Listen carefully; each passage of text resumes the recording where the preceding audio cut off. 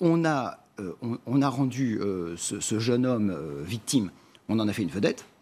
Tout le monde le connaît, le président de la République est venu à son chevet, alors qu'à l'origine... Mais ça vous choque, par exemple, que le président de la République soit allé à son chevet ? Ah, totalement. Totalement, parce Pourquoi ? que moi, je défends des policiers qui ont brûlé à Viry-Châtillon, et ils n'ont pas vu le président de la République.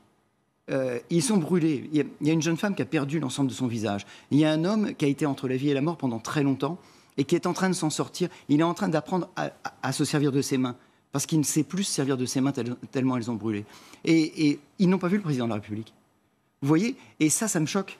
Parce que d'un côté, vous avez... On renverse l'échelle des valeurs. D'un côté, vous avez une personne qui se bat contre la police et qui tente d'empêcher un contrôle et qui tente par la force de résister à une interpellation. Vous me parlez de Théo, on va revenir sur ce cas très précisément. Il reçoit le président de la République dans sa chambre d'hôpital. D'un autre côté, vous avez un jeune homme qui essaye un ADS, un adjoint de sécurité. Il essaye de faire quelque chose d'intéressant pour la société. Il essaye de bien faire son boulot. Il est assis dans une voiture de police. Il prend un cocktail Molotov dans la figure. Il est brûlé, terriblement brûlé. Il ne voit pas le président de la République. Il y a vraiment deux poids, deux mesures. Quel est le message qu'on veut donner ? Ce message-là, il me semble extrêmement inquiétant.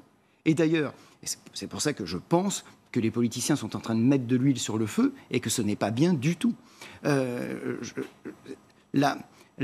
vérité là-dedans, c'est qu'il faut savoir raison garder, il faut savoir appeler un chat, c'est-à-dire un délinquant, un policier, un policier.